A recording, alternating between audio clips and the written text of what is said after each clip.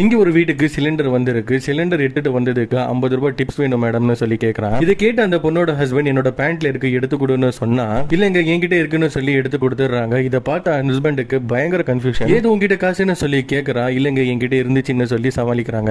அதுக்கு அடுத்த நாள் ஃப்ரூட்ஸ் வாங்கலாம்னு சொல்லி ஒரு கடைக்கு போறாங்க. அங்கேயும் இந்த பொண்ணு 300 ரூபாய் எடுத்து கொடுத்துறாங்க. அது மட்டும் இல்ல அன்னில இருந்து நிறைய ஷாப்பிங் வேற பண்ண ஆரம்பிச்சிடறாங்க. அந்த பார்சல்ல என்ன வந்திருக்குன்னு சொல்லி கேட்டா, இல்லங்க ட்ரெஸ் எல்லாம் பழசாயிட்டு இருக்கு, அதான் ட்ரெஸ் புக் பண்ணேன்னு சொல்றாங்க. இது இப்படியே போயிட்டு இருக்கு. திடீர்னு ஒரு நாள் இந்த ஆளு அவங்க வைஃப் வேற ஒருத்தன் கூட கார்ல போறது பாக்குறான். ஆபீஸ்ல இருந்து வீட்டுக்கு வந்ததும் போனை புடுங்கி செக் பண்றான். ஆனா போனுமே எதுவுமே காணோம். எல்லாமே டெலீட் பண்ணிட்டியா, எவன் கூட சுத்திட்டு வந்தேன்னு சொல்லி கேட்டா, ஓ அவன் என்னோட காலேஜ் ஃப்ரெண்டுன்னு சொல்றாங்க. இது கேட்டதும் அவன் அடிச்சிடறான். ஃப்ரெண்டா இல்ல லவ்வரான்னு சொல்லி தப்பா பேச ஆரம்பிச்சிடறான். எதுக்கு இப்போ இப்படி எல்லாம் பேசுறீங்கன்னு சொல்லி கேட்டா, இப்போ எல்லாம் நிறைய காசு செலவு பண்றியா, யார் அவன் கொடுத்தா நான் சொல்லி கேக்குறாங்க. இது கேட்டதும் அந்த பொண்ணுக்கு பயங்கரமா கோவம் வந்துருது. இந்த காசு எல்லாமே உண்டுதான்னு சொல்றாங்க. என்ன சொல்ற, ஏன் காசை புரியலையேன்னு சொல்லி கேட்டா, நீங்க எப்பவுமே உங்க பாக்கெட்ல கொஞ்சம் காசு மறந்து வச்சிருவீங்க, நான்